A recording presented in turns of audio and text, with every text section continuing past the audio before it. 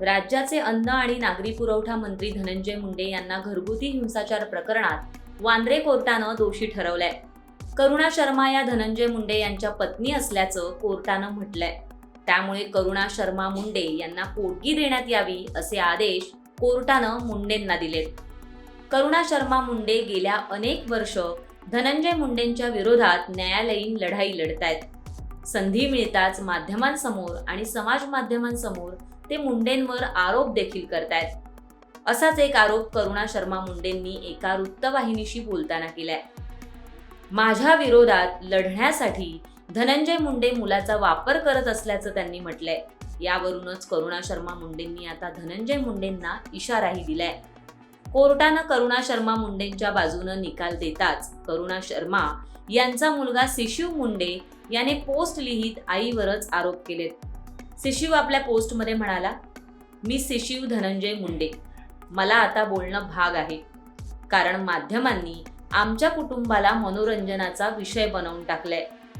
माझे वडील जगातले सर्वोत्कृष्ट वडील नसले तरी ते आम्हा भावंडांना कधीही धोकादायक नव्हते. माझी आई कायम तिच्या अनेक विविध कारणांमुळे बाधित असायची आणि त्याचा वचपा ती आम्हाला वेदना देऊन काढायची. माझ्या आईला अनेक ट्रॉमाज आहेत. त्याचा वचपा ती आम्हाला वेदना देऊन काढत होती. तिने घरगुती हिंसाचार झाल्याचे आरोप केलेत. मात्र खरं तर तिच्याकडून माझ्यावर आणि वडिलांवर घरगुती हिंसाचार व्हायचा. माझ्या वडिलांना तिच्याकडून होणारा शारीरिक आणि मानसिक जाच असह्य झाल्यानंतर ते तिला सोडून गेल्यावर तिने मला आणि माझ्या बहिणीला सुद्धा घर सोडून जायला सांगितलं होतं, कारण तिच्या मते तिचा आणि आमचा आता काहीही संबंध राहिला नव्हता.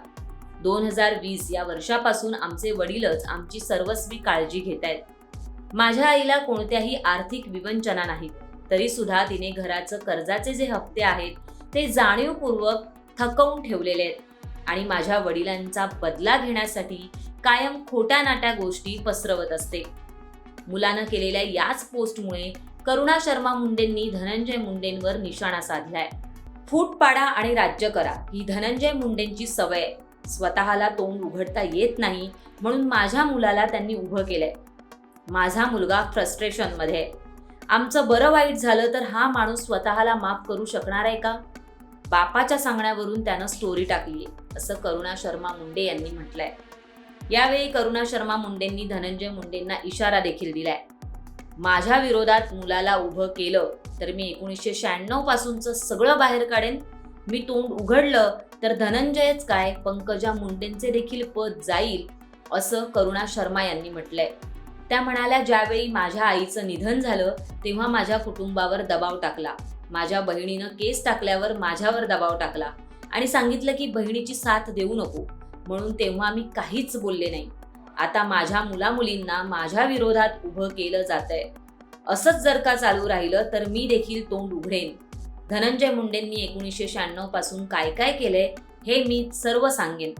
जर माझ्या मुलांचा माझ्या विरोधात वापर केला तर पंकजा मुंडेंनी धनंजय मुंडे सोबत काय केलंय, काय कटकारस्थान रचलंय, मुंडे साहेबांविरोधात काय कटकारस्थान रचलं गेलं, किती आका आहेत, हे सगळं मी सांगून टाकेन.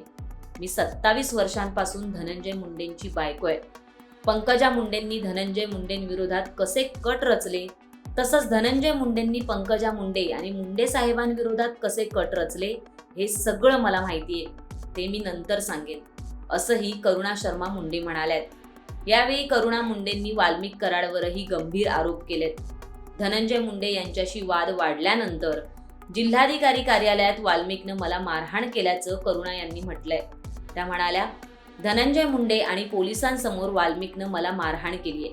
मला चुकीचा स्पर्श देखील केलाय. तेव्हा मी डीजी आणि फडणवीस यांना अर्जही दिला होता. मला सीसीटीव्ही फुटेज द्या अशी मागणी मी केली होती, पण अजून ते मिळालेलं नाहीये. मी या प्रकरणी न्यायालयात दाद मागणार आहे असं करुणा शर्मा मुंडे यावेळी म्हणाल्यात. संतोष देशमुख हत्या प्रकरण आणि कृषी खात्यात झालेल्या कथित भ्रष्टाचाराच्या आरोपांमुळे धनंजय मुंडे हे सध्या अडचणीत आलेत. अशातच करुणा शर्मा मुंडे यांनी देखील धनंजय मुंडेंच्या विरोधात आघाडी उघडल्यानं मुंडेंचा पाय आणखी खोलात गेल्याचं दिसून येत आहे. त्यामुळे करुणा शर्मा मुंडेंनी केलेल्या आरोपांवर धनंजय मुंडे काय उत्तर देणार याकडे सर्वांचंच लक्ष लागलंय. तुर्तास इतकंच. अशाच घडामोडी जाणून घेण्यासाठी माय महानगर लाईव्हला सबस्क्राईब करा आणि बेल आयकॉनला प्रेस करायला विसरू नका.